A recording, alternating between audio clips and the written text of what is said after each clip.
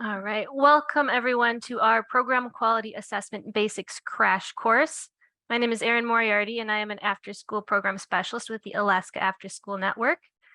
So this crash course is meant to be a refresher for some of you who may have taken the full 6-hour basics course in the past, or maybe you've done an assessment before, or this can also be used as just a glimpse into the process for those of you getting ready to do a self-assessment. And maybe some of your team has already done the full process before. So this is just kind of a mini version of the full 6-hour course that's offered by the Weichert Center. So, like I said, this is the crash course for the program quality assessment. We're going to do a quick welcome here in a minute. We're going to review the assess, plan, and improve process, take a look at the tool itself, get an overview of what the tool layout is and how it works. And then we're going to dive into observational note taking, and then how to score the assessment tool and kind of plan what the assessment will look like. And so our goals for today, number one, we really want you to understand that this whole process is meant to be non-punitive. It's meant for you and your team to take a look at your own program. It's non-punitive. It's just really low stakes, meant for you to make plans to make your program the best that it can be. Secondly, we want you to have an understanding of how the tool works and what it measures, and then really grasp how observational note-taking works and how that will inform your scoring decisions. So just to get a quick idea of who is in the room, in the chat, if you want to put your name and your organization and maybe what city you're in.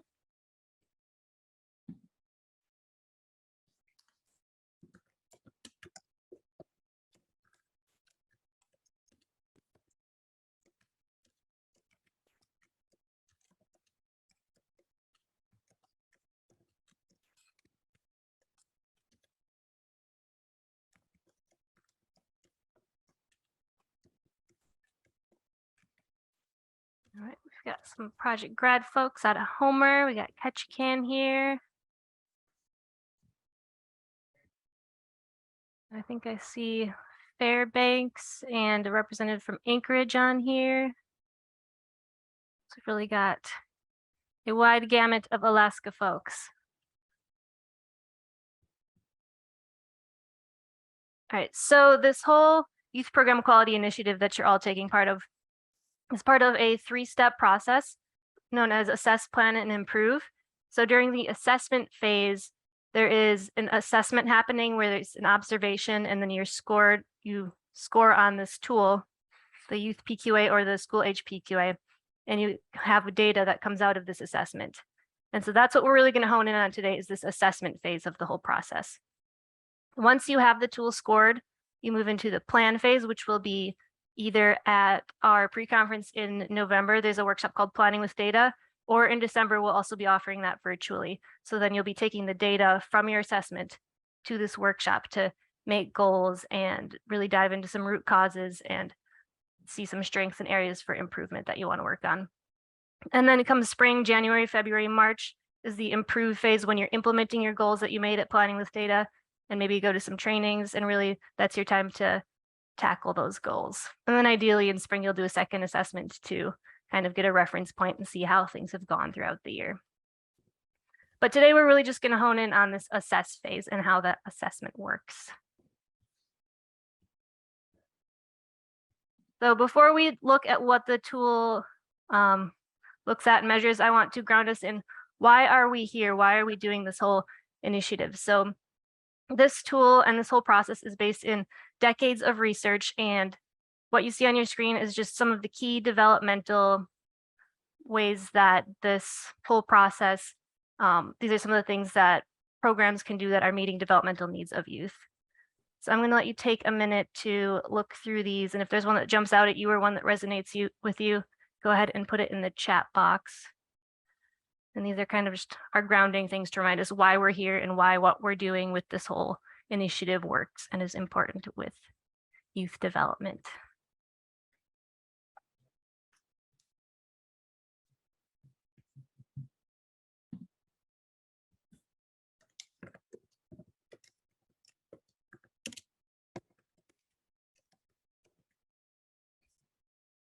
I see a couple people saying those positive relationships. That's always one that sticks out to me as well.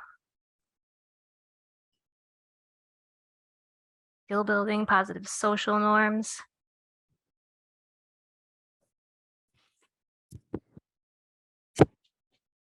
So these are all those reasons to start grounding of why are we here? Why are we doing all of this? It sounds like some of these reasons are resonating. So what is this PQA, Program Quality Assessment? I apologize, there's a lot of acronyms. I'll try to remember to say them all out. So first of all, there's a few different versions of the Program Quality Assessment. There is the Youth PQA, which is for like upper elementary to 12th grade. And then there's also a school age version for elementary school.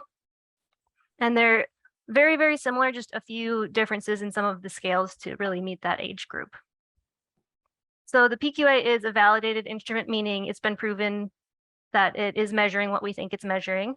And it is also kind of like a list of, best practices, a set of items that measures youth access to key developmental experiences. So it's just a list of best practices that can happen in programs that are going to help meet those developmental needs. And then finally, it's a tool that produces scores. It gives us data so that we can use it for comparison, for goal setting, for improvement over time.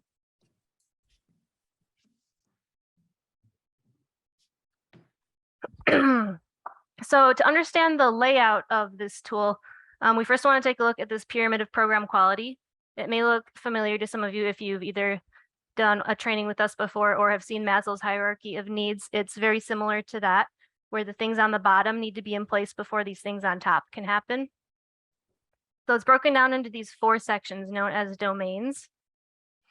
So our bottom domain is safe environment, and then it moves up to supportive environment, interaction, and engagement. So your youth at your program aren't going to be able to have this high level engagement if they're not feeling safe and supported at your program. So that's really the basis of this pyramid. And I also will note it is super normal and typical and expected that on your PQA, you will probably score much higher down in these bottom domains than you will in these top domains. And that's what we expect. That's really good sign that you're laying the foundations to really be able to work up towards those higher level items.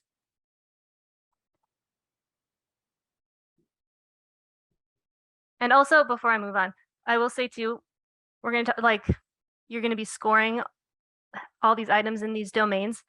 And yes, it's like good to think about the scores for goal setting and getting to root causes of things. But really the key takeaway from this whole process is the conversations that you're going to be having about the practices going on in your programs. It's all about the conversations. That's the most valuable piece of this whole process. Now we're going to break down into these domains a little bit. I like to think of the domains as kind of like chapters within the tool. So the domains, the first domain, safe environment, is going to be the first few pages of your tool. The supportive environment is going to be the next few pages, and so on and so forth. Within each of those domains, there are these things called scales, which you see listed in their corresponding domains. And each scale is 1 page in the tool. And we'll take a closer look at those in just a minute, but you can see those are all listed here. So a safe environment includes things like emergency preparedness and nourishment. Supportive environment has things like warm welcome, session flow, reframing conflict. Interaction is things like belonging, leadership, adult partners. And then engagement really goes beyond just like what you think of as like an engaging activity. It's really that higher level, being able to plan and have youth voice and choice and reflection. Any questions so far on domains and scales? We'll dive a lot deeper into these in a few minutes. Okay. So now we're going to break it down even further. We have that highest umbrella, our domains. So this is a page straight from the tool. So that domain is going to be listed in this upper left-hand corner. So that's our chapter, our domain. And then we have our scale, which is the page, which was this section listed in here. So we're on the scale belonging. And in each scale on each page, there are going to be several items listed. And each item is just a row. So you can see here, this page has 2 items on it. And it's kind of like a rubric. Well, it is a giant rubric. It tells you what a 1 would score on this item, what would score a 3, and what would score a 5. And then over to the right is where You're going to write your evidence from the notes that you get from your observations that we'll talk about more in a minute. And then a little spot to write what your score is. This is making sense so far? You have your domain, your big umbrella, then you have your scale, which is like the pages, and then individual items within each scale.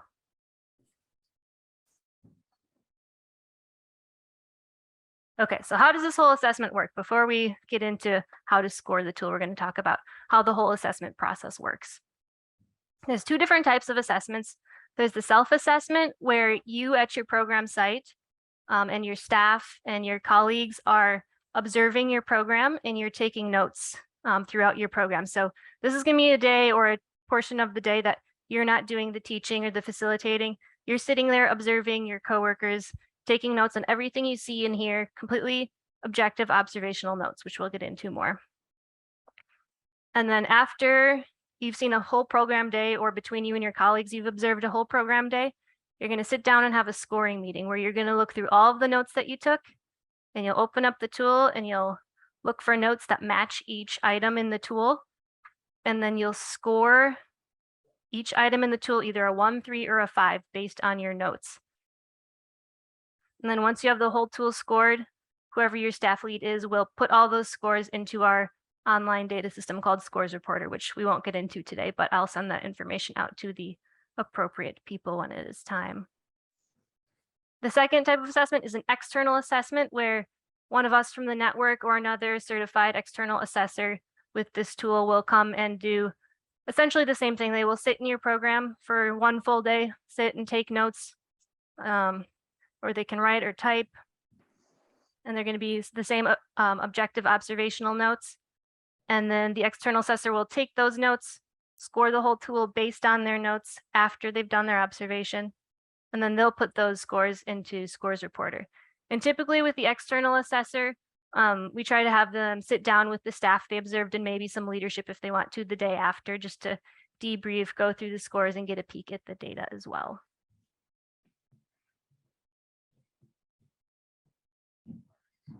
So when these observations are happening, whenever possible, we want to encapsulate an entire program session. So you might have to break it up between staff. So maybe that's one day, Chris will watch the first 20 minutes of program, and then Cody will watch the second 20 minutes of program, and Lucas will watch the next 20 minutes, and so on and so forth. And if that can't all happen within one day, you just kind of plan a series of days so that a full program day is captured. And again, you want to stagger those times, make sure you're getting beginning section, middle section, and end. You really just make sure you're getting one full day. So that's like one snapshot of program. And so in order to take these notes, you're sitting there, like I said, you're just writing down everything you see, everything you hear. And we're going to get into how to do that objectively in just a minute. As far as what type of day you should be doing this on, you want to have, I would say, at least 4 youth attending. A lot of our programs are a lot larger, and that's no problem. Here in Alaska, we do have a lot of very small programs, so we kind of just put 4 as a reference point to make sure that there are youth there at some of those smaller programs. You want it to be a pretty typical day, not a day that you have like a guest speaker or something that's not something that happens on the day-to-day. You're really trying to just capture a typical day as it would be, just like I said, like a snapshot of your program. A lot of the items in the tool speak specifically to structured activities that are being put on by staff. So you want to avoid unstructured time. If you like typically have open gym on Thursdays, I would not do this on a Thursday. I would do this on a day when you're teaching a skill or putting on some sort of art project or some time that has structured activities within it. And of course, we don't want to do surprise observations. Always let staff know. Whenever I go out to a site to do an external assessment, we always have the staff just introduce us and be like, hey, this is Erin. She's going to be sitting here working on her computer today. And just keep it super casual. It's always weird when there's someone in the room just watching you. So, let them know, try to make it as normal as possible. So how are we taking these notes? We want them to be factual and completely objective, which we're going to do a whole activity on in just a minute. We want to capture as much detail as possible. And you really want to focus on the interactions. Specifically, a lot of the items are about what the staff are doing, what the staff are saying to the youth. Because we can't really control what the youth are saying to each other. We can take some notes on the conversations that the youth are having, but we really want to focus on what's the staff doing, because the staff are the ones who can set the goals for themselves, or that the goals will apply to. So we really want to focus on those staff interactions. Effective notes will contain anecdotes. Direct quotes are great. A lot of times I'll take notes on a specific quote and I can use that same quote for a bunch of items, because it's just, like I said, again, it's just like a snapshot of the day, and that's a snapshot of something that happened. So quotes are always great. And ideally, sometimes you're taking these notes and it's like shorthand, it can be kind of messy, but ideally your notes can stand alone. You'd be able to hand your notes off to someone else and they'd be able to score the tool based on your notes. And sometimes that means you clean up your notes after. If you're like typing all this shorthand and making all these little codes for yourself, you want to go in after and type out your full words, so that if someone else is going to be using your notes, that they will be able to translate it. Some less effective notes, using subjective terms such as good or bad. We want to keep out our opinions, our assumptions. Again, we want to be specific. We don't want to be too vague. And again, quotes are better than just summarizing discussions. Sometimes summaries are great, but those quotes are just a lot stronger. So an example of less effective notes would be like, all youth had a wonderful time. How do we know that those youth had a wonderful time? Maybe it was obvious just by looking at them, but we really want notes that show how we know they had a wonderful time. So a better note would be something like, all of the youth laughed and smiled during the activity. That's something specific that we saw, that we knew happened. And that would be indicative of a good time, but we want to not make that assumption. Any questions on note taking before we do an activity on objective note taking?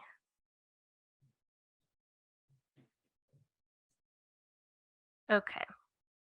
So on the next slide, there will be a graphic, and you will have 1 minute to look at this graphic, and you're going to write down as objectively as possible what you see happening in this picture. So if you need something to write with, or if you're going to type on your computer, but you're going to have 1 minute to take as objective notes as possible on this picture. When you're ready to go, give me a thumbs up, and I'm going to get my timer started. I'm seeing a few thumbs up, and set a 1 minute timer and go.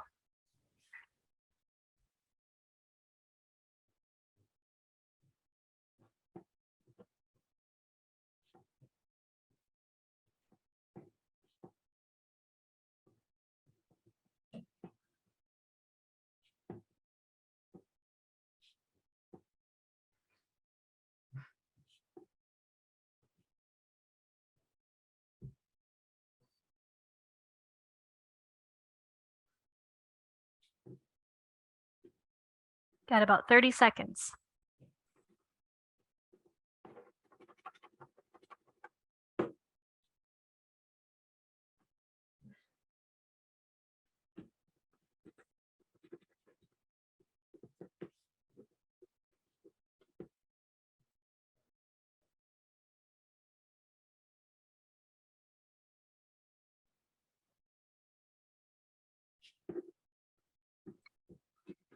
And time.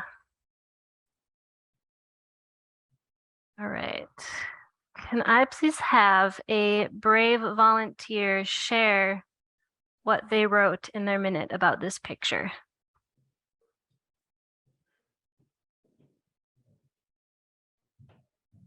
Yeah, I will, if you need someone.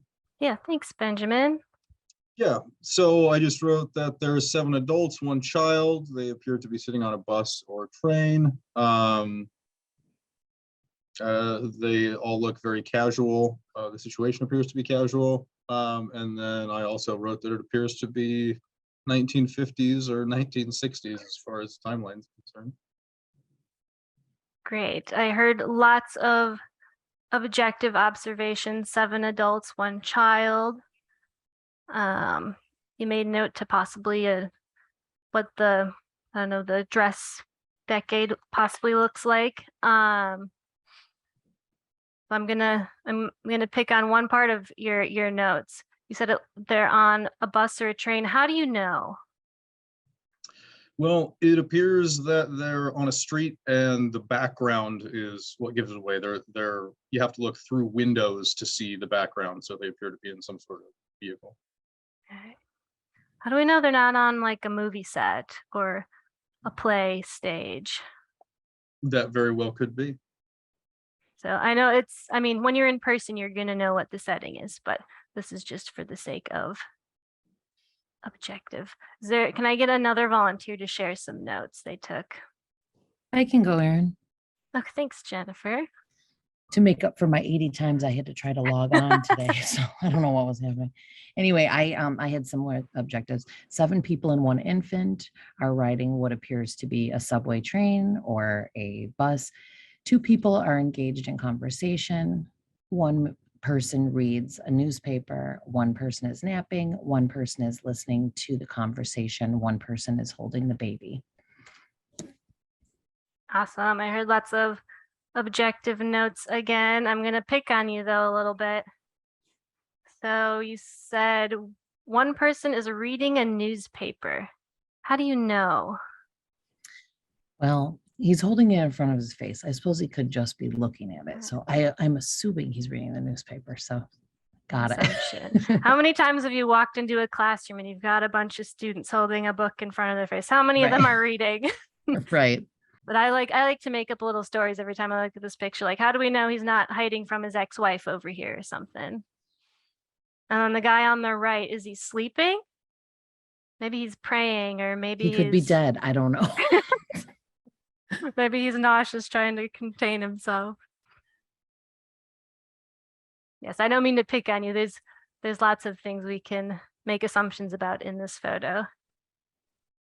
A couple other common ones that come up when we do this activity. A lot of people tend to think that these 2 gentlemen are arguing, but I like to say, well, what if they're partners and this guy's booping his nose? And then, yeah, I think we hit most of the main assumptions that come up in this picture, but thank you all for participating. I heard mostly objective observations, so that is good. And again, this whole thing is just to drive home the point of keep out the assumptions, only write down what you know and what you see. And a picture is a little different than doing it in person.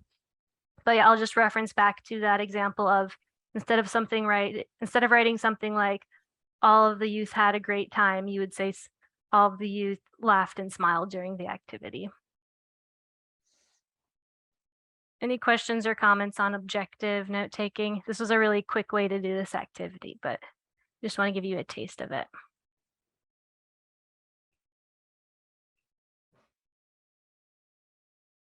Okay.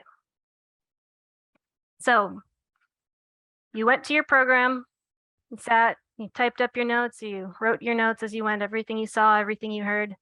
You have your stack of notes, and now it's time to sit down and score the PQA. So we're gonna take a little closer look at the pages in the PQA here.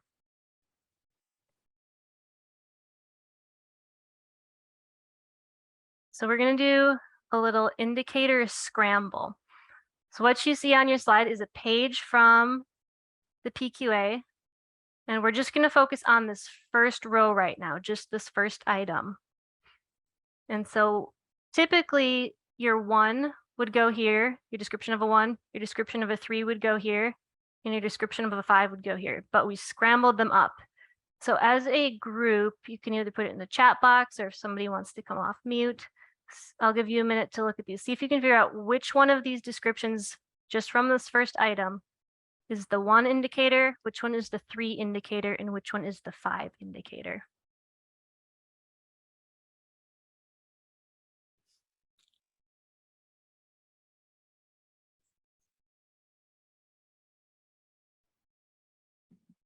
Looks like it'd be from left to right, it'd be 315, right?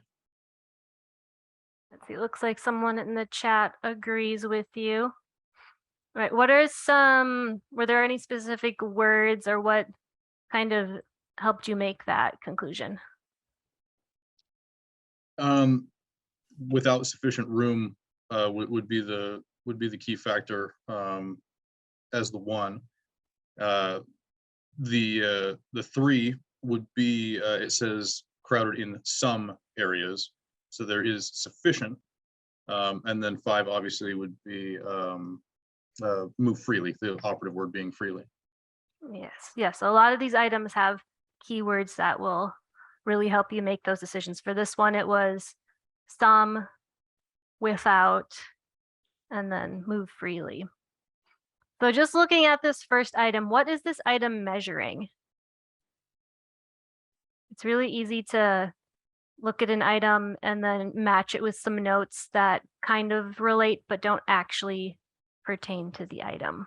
So I just want to give us a chance to really think about, what does this item measure?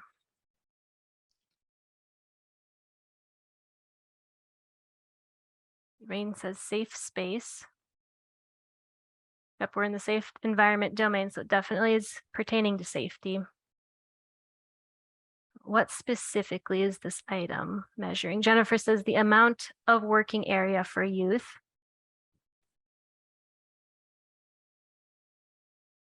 I would agree with that.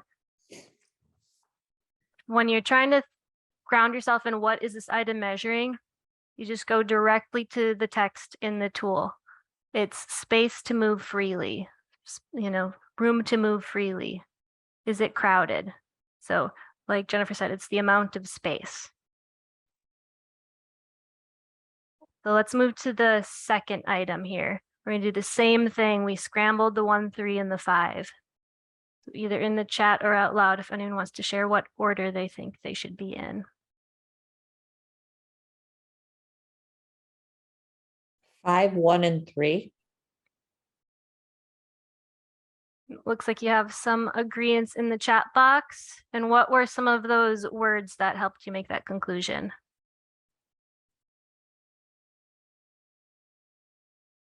Any keywords? Some activities would be 3, no activities would be 1.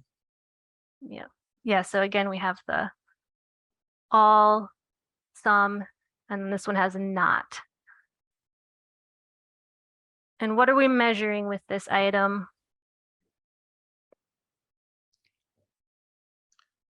Program space. Program space has been the first 2 words in all 6 measurements so far. Yes, so what about the program space specifically is this item? It looks like Chris put in the chat, suitable space. Yes, so I would agree with that. Is it suitable? So the first one was space size. This one is space suitability. All right, so for our third item here, what order should they be in?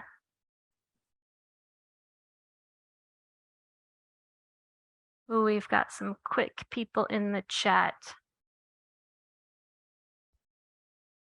5, 3. And you'll notice on this one has a note that says you can put an X if there's no furniture. There are a few items on the tool that say you can put an X.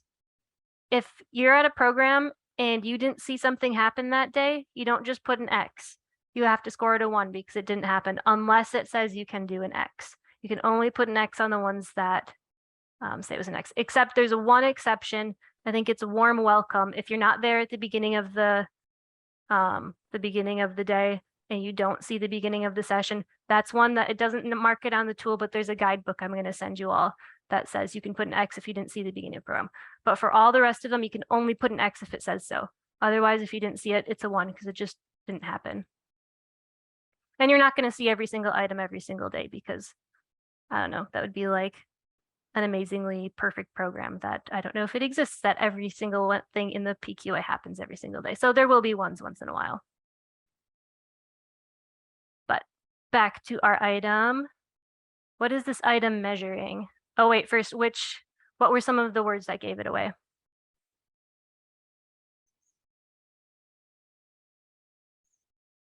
Neither comfortable nor sufficient.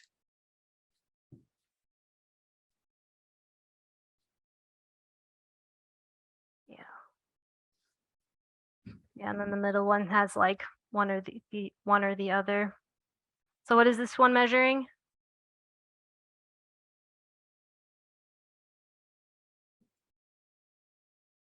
Quality and comfort of furniture. Yep, we'll just go directly to the text of the tool. Furniture comfortability and sufficiency, or sufficient quantity. And then our fourth item, what order do they go in?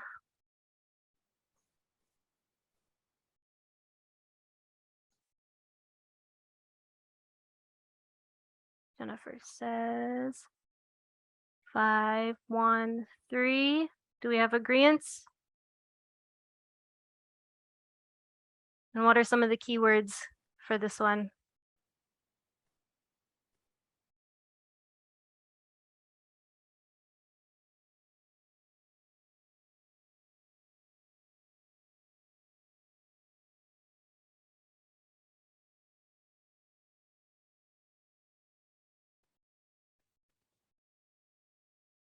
Jennifer says can, cannot. Well, it looks like Cody's talking about what we're measuring. Yeah, so this one is can be, cannot be, and then discouraged. Yeah, so every single item in the tool has words that will help you kind of delineate whether it's going to be a 1, 3, or 5. So important question, can you score a 2 or a 4 on the PQA? No. No, there are no ties. And these words that I've been asking you to pick out, those are really going to be your separating factors of all, some, none, cannot, sometimes, can. There's always going to be language that is going to tell you, that's going to help you break down what it's going to score. And there's also a guidebook. I'm going to put it in the chat box at the end of the training. The guidebook has is a guide of every single item in the tool, and it gives examples of what a 1, 3, and a 5 would be. It gives like what is the purpose of this item, what is it measuring, and it gives tips to really help you break down. So a lot of times there are ties. It's like, I don't really know about this situation, and it really sometimes it just directly answers your question. It's like a situation that you think is really unique, but it turns out that's a problem a lot of people having that scoring that item have. So super helpful guidebook I will share with you. All right, so now we're going to practice scoring these couple items. So I took notes from an imaginary program that I observed, and I fit my notes to the item. And so let's take a look at the first item. We'll read the notes and then decide as a group if it scores a 1, 3, or a 5. The staff started the session by facilitating 2 icebreakers. All of my neighbors and 2 truths and a lie.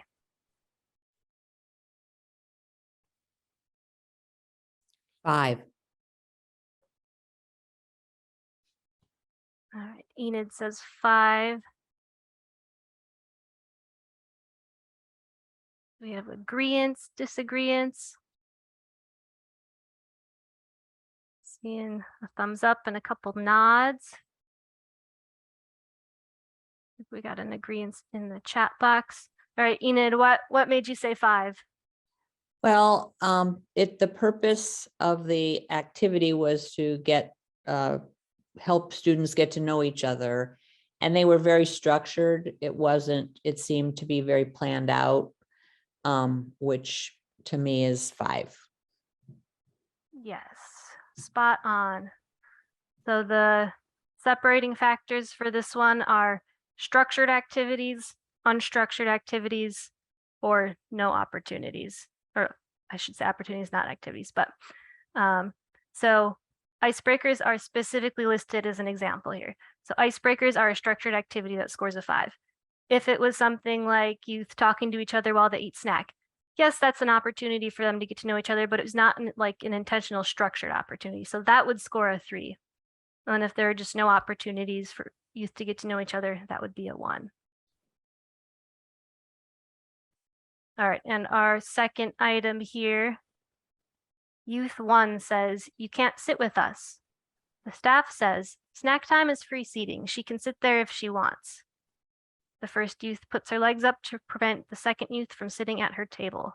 So the second youth goes to sit at another table. The staff says nothing else.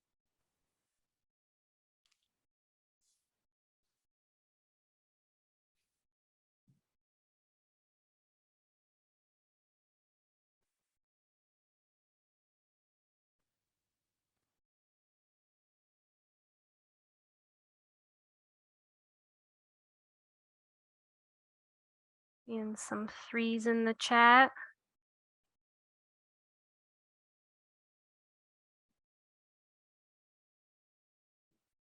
All right, someone who said 3. Can you tell me why you scored it a 3? I see. Rain says because the staff didn't stop the exclusion. Did the staff intervene? Staff intervened, but not sufficiently to end the exclusion because the youth 2 had to go sit at another table. Perfect. Yep. Shelley, they said something, but not sufficiently. Awesome. You guys are pros at this. And so one thing that we're not going to get into very much in this training is taking your notes and fitting them to the items. But when you're sitting in your scoring meeting, you'll look at the item. Everyone will look at the item and someone will ask, okay, who has notes that pertain to this item? And then that's when you go and put whoever's notes fit here, and then you score based on the notes that fit specific to that item. Because it can be really easy to confuse notes that don't really go with items, and you'll put some evidence there and be like, wait, how do I score this? Because it doesn't really pertain specifically to what it says. And that's why I was asking earlier, what specifically is this item measuring? It sounds like you all have a pretty good grasp so far.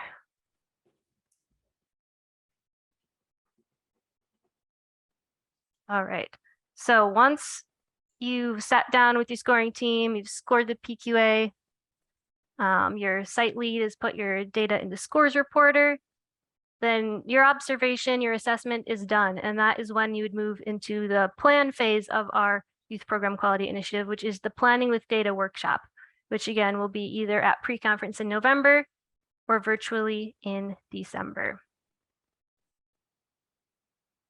So just a few things to consider if you're planning to do a self-assessment with your team. These aren't questions you have to answer right now, just some things you want to keep in mind as you plan. You know, how many different staff or observations will you need to capture a whole day? Which offerings are you going to observe? Who's going to observe whom? What kind of coverage do you need? When will your scoring meeting be? It's recommended to budget 3 hours for a scoring meeting. I know that's a long time. The first time through, it might take that long. The more familiar with the tool you get, once you've done this a couple of times, it gets a lot easier. The note taking also gets easier because you kind of, once you know the tool, you know what you're looking for and what types of things will be scoring for which items. And you also get a sense of like, okay, once I've taken a note that fits this item, I don't necessarily need 10 other notes on that same thing. Does anyone have questions or concerns about planning their self-assessment? And I know we also have a couple external assessors on here that I'm happy to connect with as well.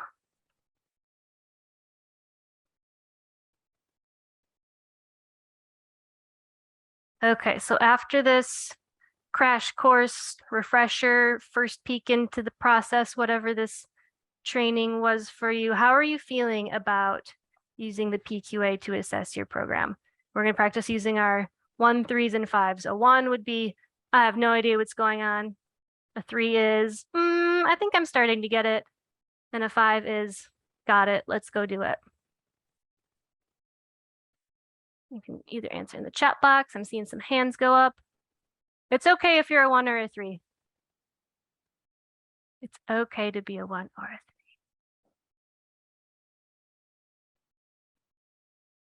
All right, I'm seeing some 5s. If you are at a 1 or a 3, I encourage you, reach out to me. This program quality work is my job. I am happy to sit in on a scoring meeting. I'm happy to take a phone call if you're having trouble scoring an item. I have some different external assessments planned to go out and observe sites if anyone else wants one of those that doesn't already have it on their books.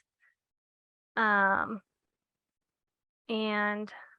yeah, we're here as a resource, and also that guidebook that I'm going to put in the chat right now.